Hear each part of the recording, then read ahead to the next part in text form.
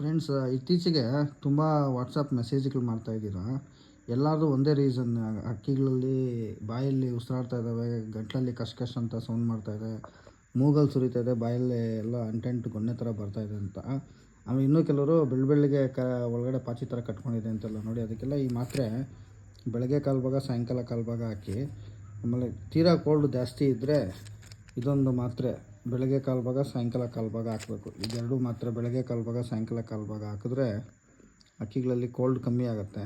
ಆಮೇಲೆ ಯಾರ್ದನ್ನ ಕೋಲ್ಡ್ ಜಾಸ್ತಿ ಆಗಿ ಸ್ನಾಯು ಸೆಳೆತ ಅಂತ ಹೇಳ್ತೀವಿ, ಮಸಲ್ ಸ್ಪ್ಯಾಸಮ್ಸು, ಆ ಒಂದು ಸಿಮ್ಟಮ್ ಅಂದರೆ ಕತ್ಕಾಯಿಲೆ ಥರ ಕತ್ತರಿಸ್ಕೊಳ್ಳೋದು, ಇಲ್ಲ ಹಕ್ಕಿಗಳು ನಿಂತ್ಕೊಳ್ಳೋಕೆ ಆಗದೆ ಕಾಲಲ್ಲಿ ಶಕ್ತಿಗಳಿಲ್ದಂಗೆ ನೆಲದಲ್ಲಿ ಬಿದ್ದೋಗೋದು ಅಂಥದ್ದೆಲ್ಲ ಆಗ್ತಾಯಿದ್ರೆ ನೋಡಿ, ಇದೊಂದು ಸಿರಪ್ಪು ಬೆಳಗ್ಗೆ ಒಂದು 3 ಡ್ರಾಪು, ಸಾಯಂಕಾಲ ಒಂದು 3 ಡ್ರಾಪು, ಬೆಳಗ್ಗೆ ಸಾಯಂಕಾಲ ಒಂದು 5ರಿಂದ 6 ದಿನ ಹಾಕ್ಕೊಂಡು ಬಂದರೆ ಈ 3 ಕಾಂಬಿನೇಷನಲ್ಲಿ ಹಕ್ಕಿಗಳು ರೆಡಿ ಆಗಿಬಿಡ್ತವೆ. ಕತ್ಕಾಯಿಲೆ ಥರ ಏನು ಸಿಮ್ಟಮ್ ಇಲ್ಲ ಅಂದರೆ